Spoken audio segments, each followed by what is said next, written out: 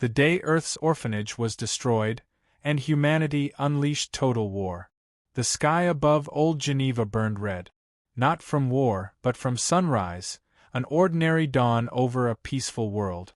Children were laughing in the gardens of the Terran Children's Orphanage, their shouts echoing through marble courtyards and under the silver domes that had stood since the first colony age. No one noticed the light in the clouds until it was too late. A streak of blue fire split the sky, descending faster than any meteor. The ground trembled once, twice, then the horizon erupted. A column of plasma energy struck the orphanage square on. Glass, steel, laughter, obliterated in a flash of white so bright it seared the retinas of security satellites in orbit. Then silence. All across Earth, comms networks lit up with alert. Civilian feeds crashed from overload. When the smoke cleared, the oldest humanitarian sanctuary in the Terran system was gone, vaporized, along with 327 children of 9 species, and the staff who had raised them. Commander Mara Vance stood among the ruins 12 hours later, her boots sinking into the blackened dust. The air still tasted of ozone and burned carbon. Drones floated silently above her, scanning for survivors, but there were none. Just fragments, half-molten playground structures, twisted metal, and a single object that caught her eye, a small white bear, half-melted, its fur fused with glass. She knelt, picked it up, and turned it over in her hands. Its tag read property of Orphan 72K, human female, age 7. Mara's jaw clenched. That was her handwriting on the tag. 25 years ago, she had written her own name on that same label. She stared up at the drifting smoke and whispered, "You came back for me." Behind her, armored boots crunched through ash. Captain Reese Calder approached, helmet under his arm, eyes hollow. "Commander, Central confirms orbital signatures. It wasn't an asteroid. Virix plasma lance, military grade. Direct shot." Mara didn't move. "The Virix claim it was a navigational misfire, I assume?" "Already released a statement," Reese said bitterly. "They're calling it a tragic accident during fleet exercises." She turned slowly, her expression carved from stone. "And Earth Authority bought that?" "Not exactly," he said, voice low. "Admiral Tanaka's summoned the Defense Council. You're to attend remotely. They want eyes from someone who's seen it firsthand." She nodded, set the scorched bear on a fragment of wall, and whispered, "Stay here. I'll make sure they remember you." In orbit, the UNS Resolute floated against the curve of Earth's atmosphere, a dark spear of steel and light. Mara stood in her ready room, hollow feeds illuminating the air around her. Press statements, diplomatic chatter, the Virix ambassadors rehearsed condolences. She connected to the encrypted channel. The face of Admiral Jiro Tanaka appeared, old and calm as ever, except for the faint tremor in his jaw. "Commander Vance," he said quietly. "You've seen the ground site." "Yes, sir." His eyes closed briefly. "Then you understand. This is not an accident." He gestured, and the hollow shifted, sensor readings, spectrographic data, pulse resonance patterns. Their beam was locked on planetary coordinates for precisely 3 seconds before discharge. That's targeting. And the Virix know it. Mara exhaled slowly. "What are we doing about it?" "Officially," Tanaka said, "we're demanding answers. Unofficially," his gaze hardened, "I've requested activation of Protocol Omega." Reese, listening from the side console, froze. "Sir, that's total mobilization." "It is," Tanaka replied. "But the Council hesitates. They want restraint. They still think the galaxy respects us." He leaned closer to the feed. "Tell me, Commander, what do you see down there?" Mara didn't answer immediately. She looked past him, through the viewport, toward the blue sphere of Earth. Then she spoke, voice low and shaking with barely controlled rage. "I see the bones of my childhood burned into glass. I see 9 races mourning their children. And I see a galaxy that mistook our mercy for weakness." Tanaka's lips pressed thin. "That's what I needed to hear." He straightened. Stand by for further orders.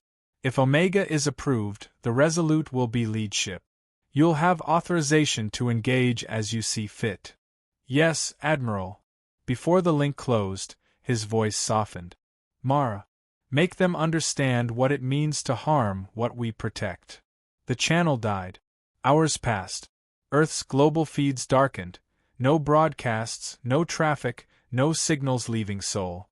The silence was deliberate. Entire fleets were shifting formation under stealth fields, engines humming in the dark. In the command deck of the Resolute, Reese stared at the empty comm channels. It feels like the calm before something huge, he murmured. Mara stood at the center dais, eyes on the forward display. Her reflection floated in the glass, ghost-like against the stars. It is, she said. The galaxy's about to remember who taught them fire. A junior officer hesitated nearby. Commander, what message should we send to the Virix embassy? Mara looked at the holographic image of the orphanage site, still smoldering, still red. Send them this, she said. One image. The ruins. The tag of Orphan 72K. And one line. She leaned forward, her voice a whisper of steel. You killed the children. So we'll teach you what that costs. At 0300 hours Earth Standard Time, the Resolute departed orbit without fanfare. No farewell transmissions, no war declaration, no light in the sky, just the cold hum of engines fading into the void. The galaxy slept, unaware that the era of diplomacy had ended. And as the Resolute entered hyperspace, Mara Vance placed the melted bear in the command chair beside her. It sat there silently, an emblem of everything humanity had lost. She didn't cry. She didn't pray. She just whispered to the stars, rest now. We'll handle the rest. Behind her, the war drums of Earth began to beat. The day Earth's orphanage was destroyed, and humanity unleashed total war. The galaxy had grown used to humanity's silence. It was the quiet of diplomats, scientists, and explorers, a species that had turned every war-torn world it touched into gardens and learning colonies. But now, silence meant something else. No trade transmissions, no news feeds, no diplomatic responses from Earth. The entire Sol system had gone dark. To the outer worlds it was unnerving. To the Virix coalition it was convenient. Their ambassadors held press conferences claiming the incident was a terrible misfire. They spoke of reparations and sympathy while their admirals celebrated quietly behind closed doors. Humanity, they said, would mourn, protest, and move on. They were wrong. On board the UNS Resolute, deep in the Sol system's outer defense perimeter, Commander Mara Vance stood before her crew. The main hangar was dim, lit only by the soft glow of reactor lights. Around her, hundreds of men and women stood in formation, soldiers, engineers, pilots, each one silent. Behind them, banners of the Terran Defense Authority hung heavy in the air. 327 children, Mara began, her voice calm, measured. Not soldiers. Not politicians. Children, human, Andari, Valen, even Virix. All under our protection. She paused, eyes sweeping over the crowd. And they were erased. No one moved. The only sound was the low hum of reactors. They call it a misfire, she continued, voice hardening. A weapon test gone wrong. They'll say anything to make us swallow our grief and stay quiet. They've mistaken our silence for weakness. She stepped closer to the edge of the platform, her voice rising. But the time for silence is over. The lights brightened, revealing row upon row of black and silver warships lined up in the docking cradle beyond the hangar, vessels that hadn't been deployed in a century. The Council has approved Protocol Omega, she said. Every fleet, every ship, every weapon we buried in the name of peace, reactivated. The Earth defense grid is now on war footing. The room didn't erupt in cheers. It didn't have to. Every person there simply nodded once, solemnly, like mourners at a funeral. Mara finished quietly, "We will not destroy them out of hate. We will destroy them to ensure no one ever makes the same mistake again." Later, in the command deck, Captain Reese Calder joined her as the fleet prepared for launch. Holoscreens flickered with encrypted directives from command. Coordinates, targets, black zones. "You think Tanaka will really go through with it?" Reese asked. Mara didn't look up from the display. "He already has. The Horizon and Leviathan fleets left orbit an hour ago under full stealth. We'll follow once we receive signal code Alpha 9. Reese exhaled. "The Viriks won't see it coming." "That's the point," Mara said. "They never do until it's too late." Far away, in orbit over Viriks Prime, High Warlord Serkai reclined in his throne chamber. His aides projected human news feeds onto the room's holowalls, every one frozen mid-transmission. "Their networks remain offline, Excellency," one aide rasped. "No diplomatic channels have reopened." Serkai waved a clawed hand dismissively. "They sulk. Humans are sentimental creatures. Their orphanage was a glorified zoo. They will mourn, then send envoys begging for apology credits." Another aide shifted uneasily. "Excellency, their fleets. None are reporting movements."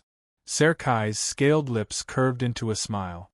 "Then they are doing what they always do. Talking. Waiting. They lack the spine for vengeance."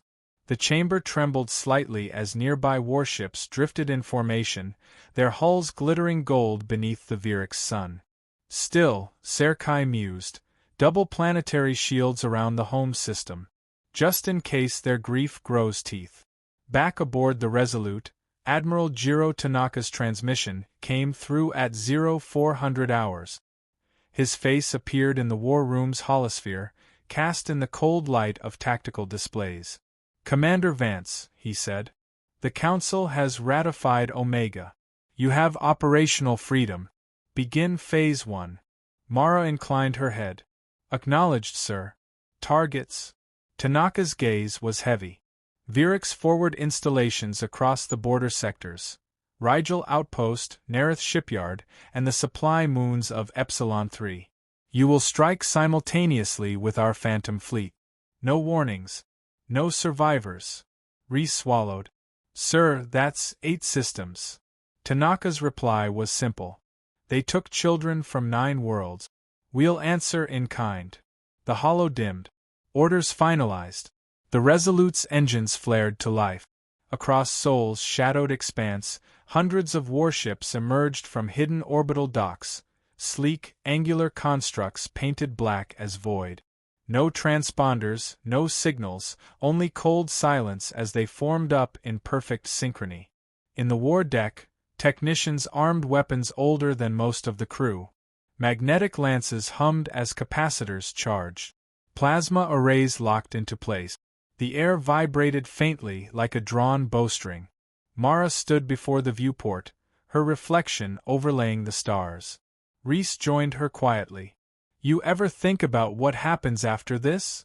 She didn't answer immediately. "After this, the galaxy will understand something it forgot." "What's that?" She turned slightly, eyes cold but steady. "That humans don't start wars. We finish them."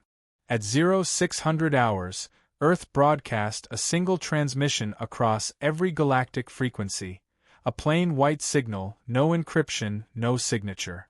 It contained one message. "To those who watched and said nothing, your silence will not protect you." Then, nothing more. Within minutes, half the galaxy's networks crashed under the sudden data flood. Panic spread across diplomatic channels. Emergency councils formed. But Earth gave no reply.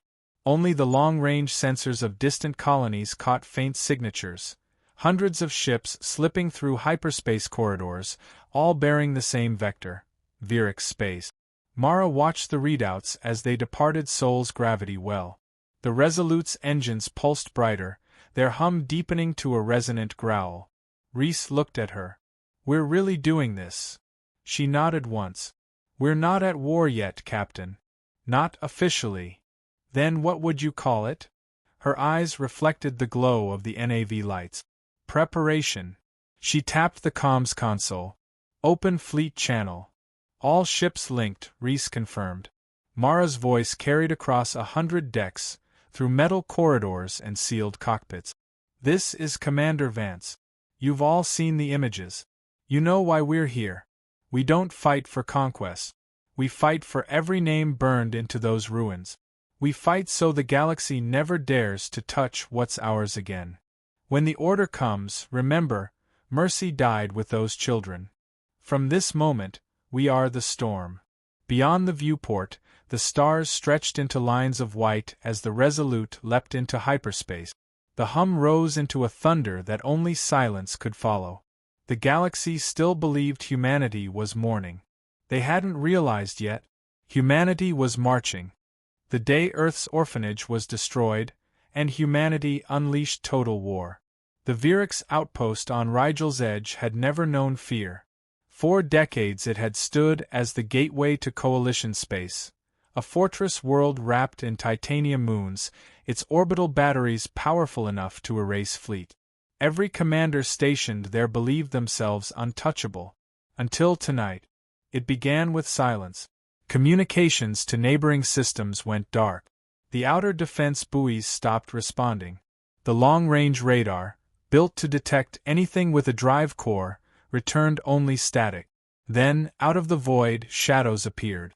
Unmarked vessels, sleek, obsidian, angular. They glided through the black like predators. Not a single light. Not a single transmission. By the time the Virix realized what was happening, the first human shot had already been fired. A white lance of plasma struck their primary defense ring, slicing it clean in half. The explosion illuminated the void for a moment, a brief sunrise over a doomed world, before the rest of the human fleet arrived. Commander Mara Vance stood on the Resolute's command deck, eyes locked on the tactical display. Target grid 17 through 19, she ordered calmly. Fire control, precision pattern. Leave nothing standing. Firing pattern set, Reese called out from tactical. Lances charging. 10 seconds to discharge. Through the viewport she could see the faint glow of Rigel's Edge, a red-scarred planet covered in fortress spires. Its surface flickered with defensive shields trying to activate. Too late. 5 seconds. Mara's voice dropped to a whisper. For the children. The Resolute's forward batteries unleashed their wrath. Blinding streams of energy tore through the void, converging on the planet below. The other Terran ships joined in, a synchronized storm of light and fury. The surface of Rigel's Edge erupted. Shield generators melted. Cities turned to molten glass. The sky itself seemed to burn. Enemy fleet mobilizing, Reese reported. 2 carriers for escorts inbound from the far side. Intercept pattern Delta, Mara ordered. No survivors. Moments later, the Resolute's escort frigates broke formation, diving toward the incoming Virix ships. Plasma fire lit up space in every direction. The battle lasted 14 minutes. When it ended, there was nothing left but debris, molten fragments drifting silently through the dark. On board the Resolute, the bridge was bathed in red light. Reese exhaled, scanning the readouts. All targets neutralized. 0 human casualties. The planet's gone. Mara's eyes didn't leave the viewport. Send the recording to Admiral Tanaka. And transmit the following message on open frequency. He nodded, fingers flying across the console. Ready. Mara's voice was calm, almost cold. To the Virix High Command. You said it was an accident. Consider this our correction. The message was transmitted across 50 light-years, reaching every major relay before the Virix could censor it. By the time their officials responded, Rigel's Edge was gone. Meanwhile, in the Virix capital, chaos reigned. High Warlord Serkai stormed into the council chamber, claws digging into the marble floor. Find them, he roared. How did humans reach our border undetected? His intelligence chief stammered. We believe they used phase jump technology, Excellency. It's supposed to be theoretical. Supposed to be, Serkai snarled, until they used it to burn Rigel's Edge to ash. Screens flickered across the chamber, showing distant sensor footage. Flashes of white light, ships moving faster than tracking systems could follow. "They're ghosts," another official whispered. "They appear, they strike, and then vanish." Serkai slammed his clawed fist against the console. "Then we'll burn the ghosts out of the stars. Prepare every fleet, every ship, find Earth, crush it." But deep down, in the pit of his mind, he knew the truth. He'd awakened something he could no longer contain. Back aboard the Resolute, Rhys approached Mara in the observation bay. The glow of Rigel's remains flickered faintly on their faces. He hesitated before speaking. "Commander, this was a fortress world. Millions lived down there." Mara didn't look away from the firestorm. "So did our children." He was silent. After a moment, she turned to face him. "Do you know what mercy cost us, Captain? Every time humanity held back, the galaxy mocked us, called us weak. We built orphanages where others built warship, and they burned ours to ash." Her tone softened, not with guilt, but with memory. "They thought we'd mourn. They thought we'd cry and forgive. But we've learned." She gestured toward the glowing debris. "This is the only language they respect." Rhys nodded slowly. He didn't argue. There was nothing left to say. Hours later, in the war room, Admiral Tanaka's transmission appeared. His face was pale, drawn, but composed. "Confirmed footage received," he said quietly. "The Council has seen it." Mara raised an eyebrow. "And their response?" "They voted unanimously," Tanaka said.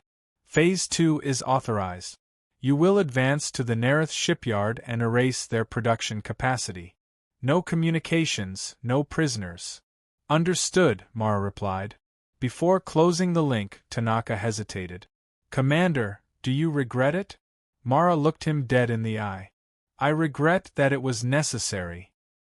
He nodded slowly. "Then make sure it only has to happen once." The feed ended.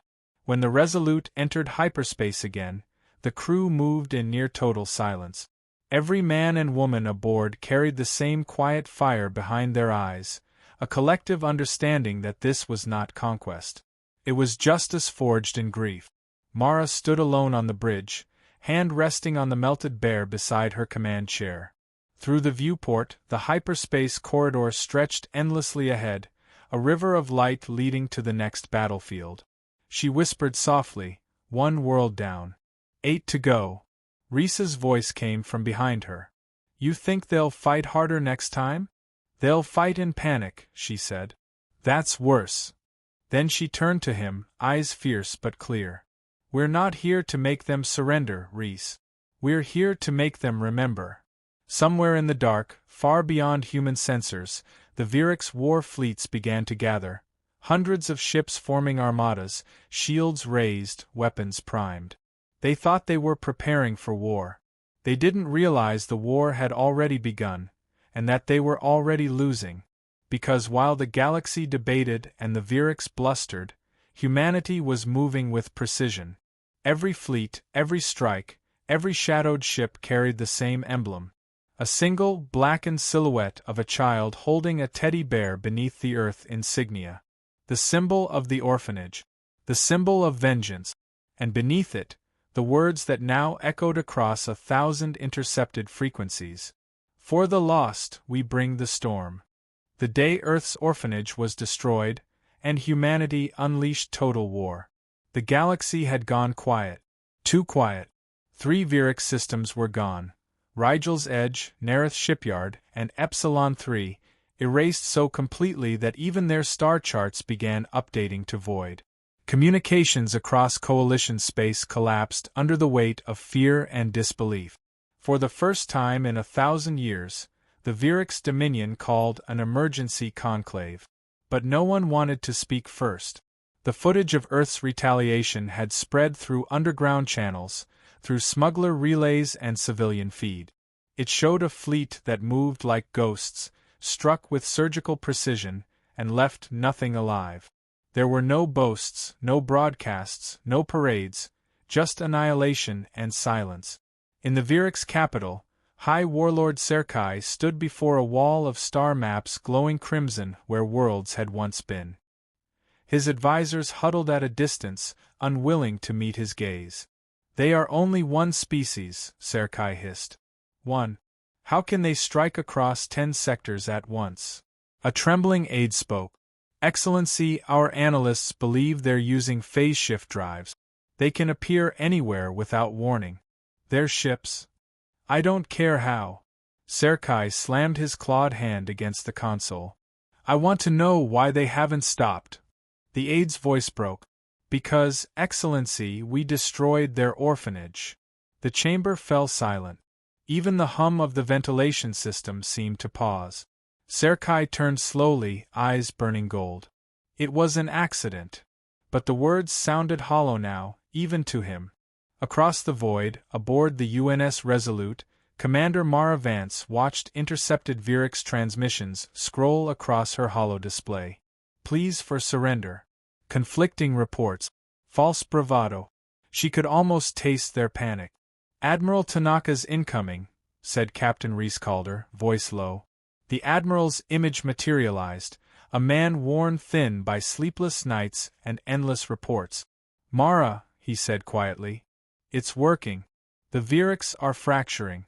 Their fleets are turning on each other in fear. Then we press the advantage, she said.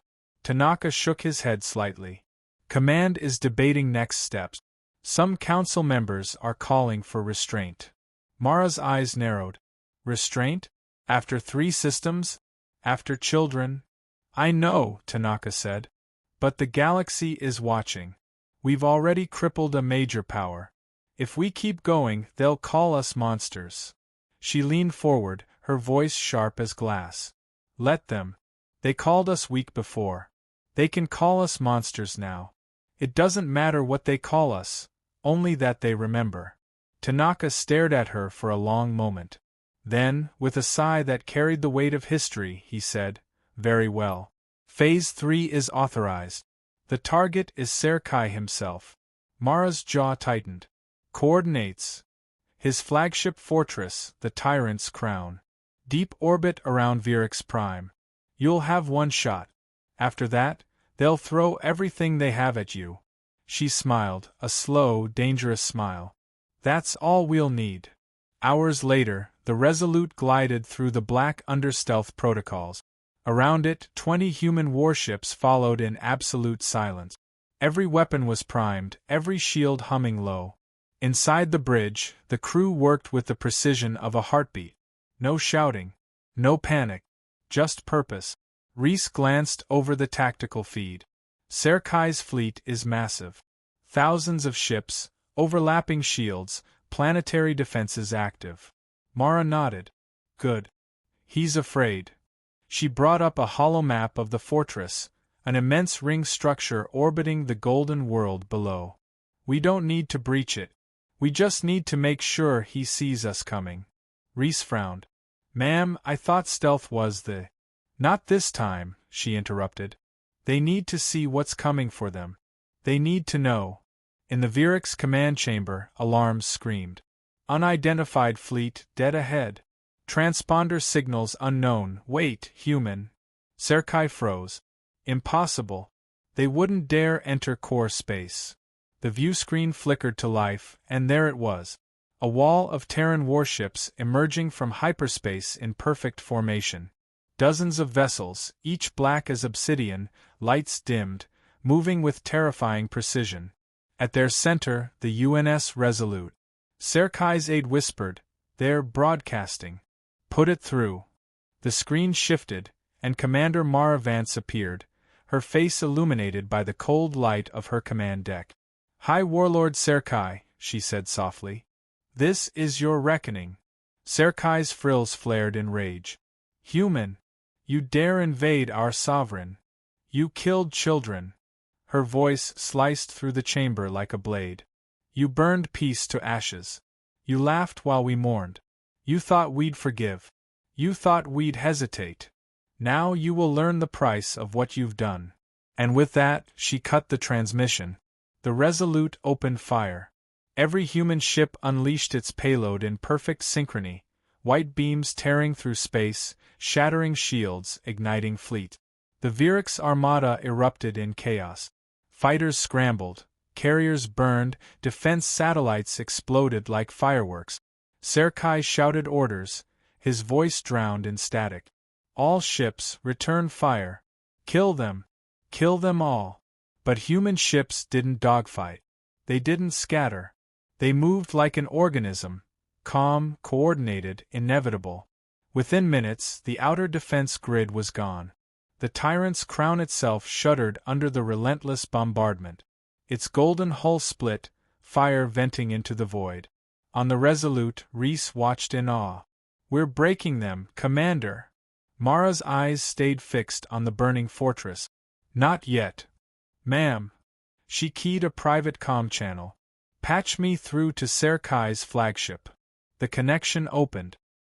His face appeared, bloodied, furious, defiant. "You think this makes you strong, human?" he snarled. "You think your revenge makes you righteous?" Mara's voice was ice. "No. It makes us understood." He spat. "There were children on every world we destroyed during our wars. It's what happens in conflict." She stared at him, unblinking. "Then you should have learned not to touch ours." She ended the call and gave the order. "Full barrage. End it." The Resolute's main cannon charged, a blinding halo building at its core. A moment later, it fired, a beam so bright it eclipsed the stars. It struck the tyrant's crown dead center, vaporizing it in a burst of white fury. When the light faded, the fortress was gone. Only drifting debris remained.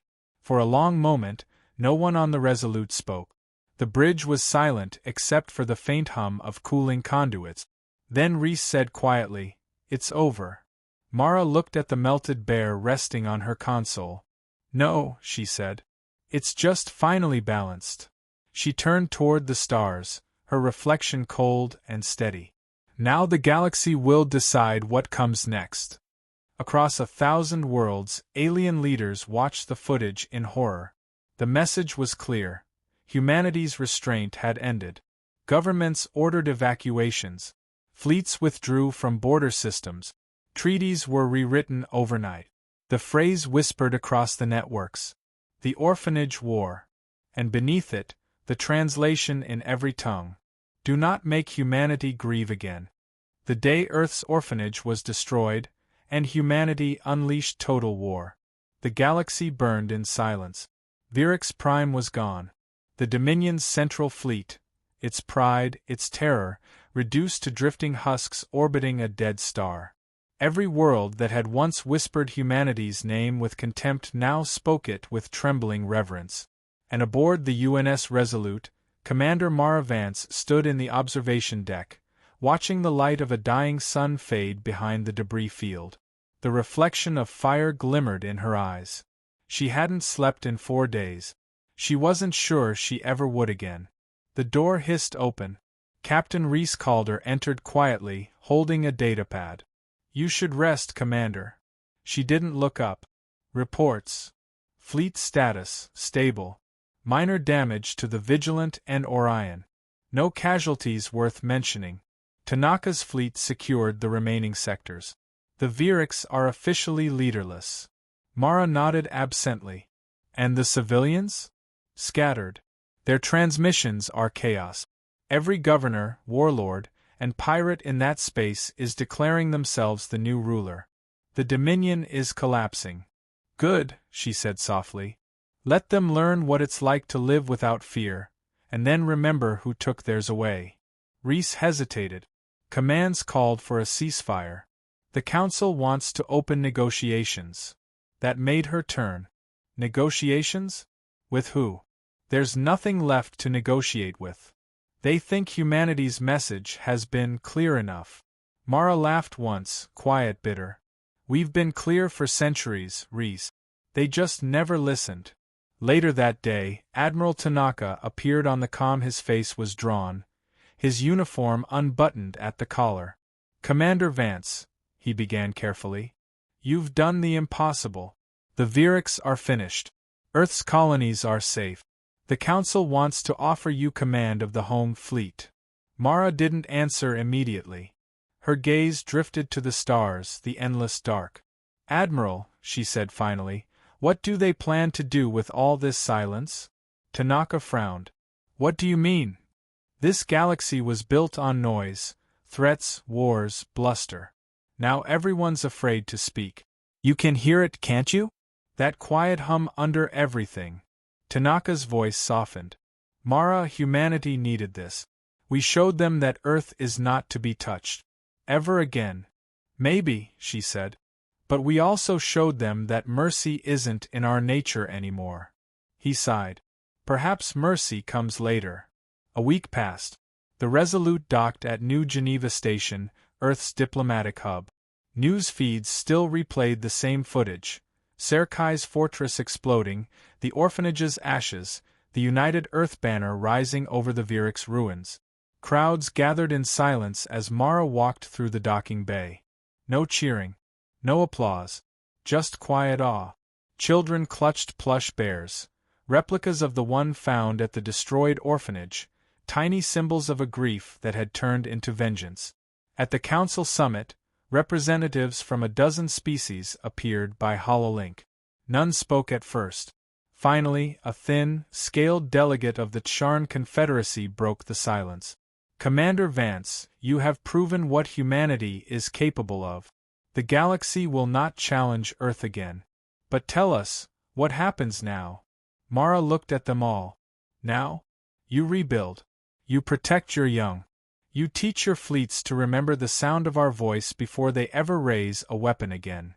And humanity? The Charn asked quietly. She paused. We go home. We bury our dead. We rebuild our orphanage. The chamber stayed still. No one dared to breathe too loudly. That night, Mara sat alone on her quarters balcony, watching the curve of Earth below, blue, fragile, impossibly alive. Rhys found her there, holding 2 cups of coffee. He handed one over wordlessly. Do you think we went too far? He asked. She didn't answer right away. The coffee steamed between them. Do you remember what they said about us before this? She murmured. That humans were unpredictable, dangerous, emotional. That we were too volatile to trust. They were right. Rhys frowned. You sound almost proud. I'm not, she said. I'm grateful. Because it means we still feel something. That's what makes us human. Even when we're monsters. He studied her for a long moment. And what about mercy? She stared at the stars. Mercy's expensive. But maybe one day we'll afford it again. Far away, in the ruins of Virix Prime, a small group of surviving civilians huddled around a broken transmitter. Static filled the air, until a faint voice cut through.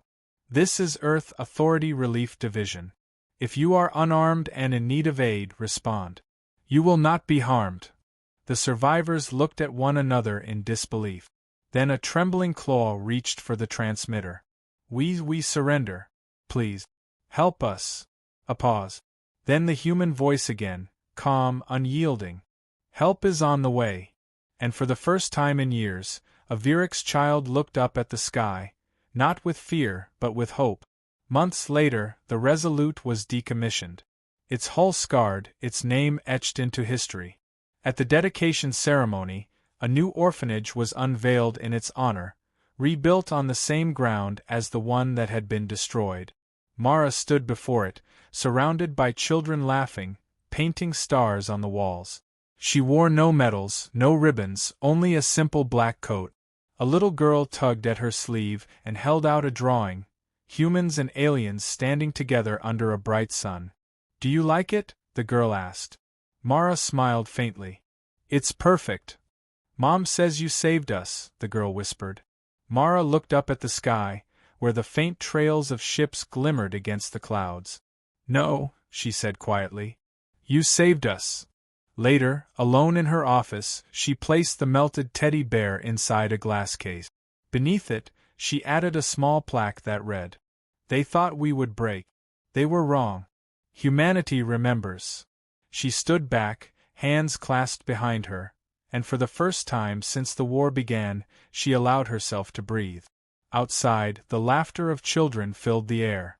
And across the galaxy, that sound, fragile, innocent, unmistakably human, echoed like a promise. Never again,